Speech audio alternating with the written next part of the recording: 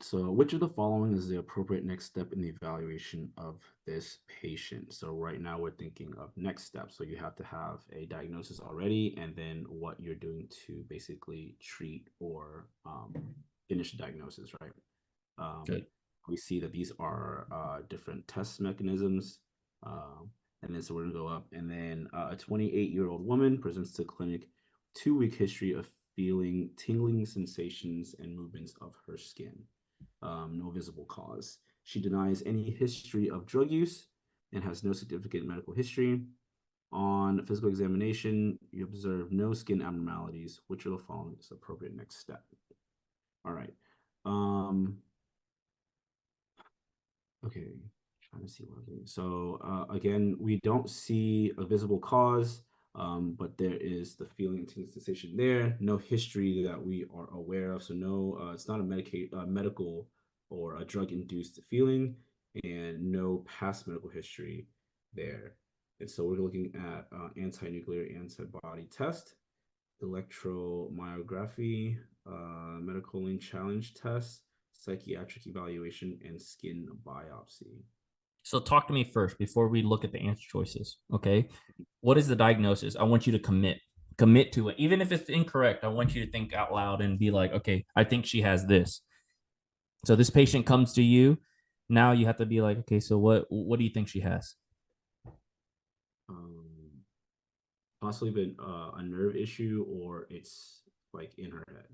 Okay, good. So you have good. I like that. So that's called a differential diagnosis, which is what you're giving me, which is two different diagnoses. So now how do you want to confirm that?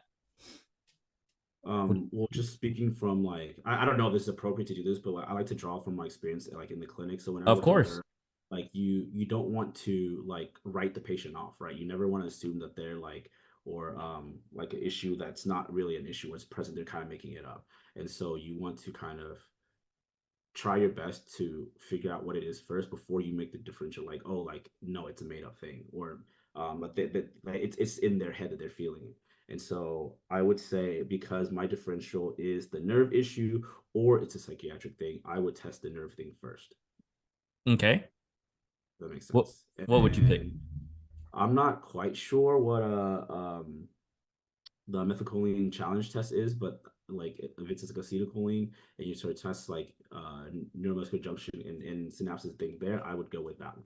And then Okay, next would so be, yeah, it would be that answer choice there would be my number one.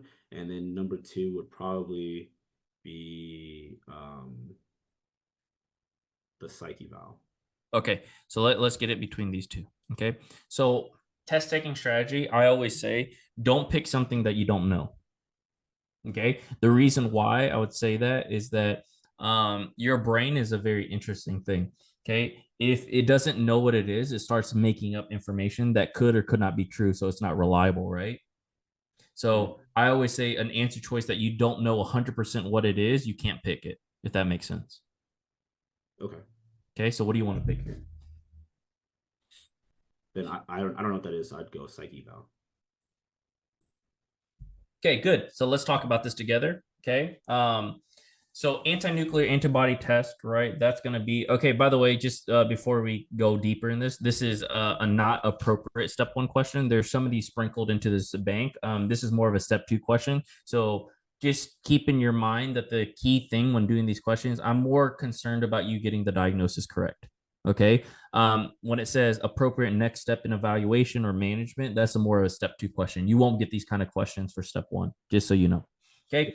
But anti-nuclear antibody test, do you know what that's for? What that test is for? Uh, and it's ANA, right? Is that for like lupus Yeah, so or lupus and other autoimmune disorders. So that's ANA test. Good. Electromyography. What is that for? um that's for I can't remember if it's a heart thing or it's like muscle stimulation. Yeah, so it's just muscles, right? Electro, so EMG, electromyography, right? So any muscles you can test, right? Just Okay. kind of see if they, are contracting, they're moving correctly. Methacholine challenge test. Do you remember what this is? You said you didn't remember, but this is for asthma, if you remember. Oh, way off. Okay.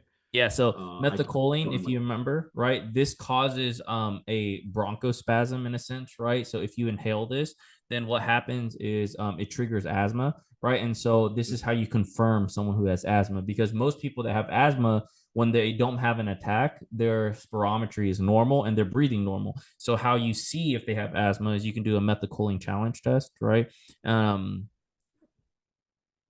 right? And so you get bronchial hyperreactivity, and so you can confirm asthma. But of course, this patient doesn't really have asthma. Skin biopsy, pretty aggressive, right? Unless you see some kind of lesion that you're worried for cancer, or let's say you want to confirm like herpes or something like that, but nothing that you see visible, so nothing to biopsy. So I think that on your differential is correct here. The way you want to think about it is you're not writing off the patient. Okay, this is the thing that I'm gonna kind of make a caveat to your explanation.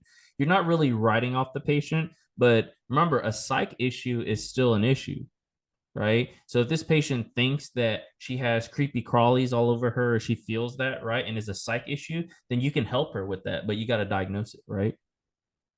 Got it. Okay. Okay.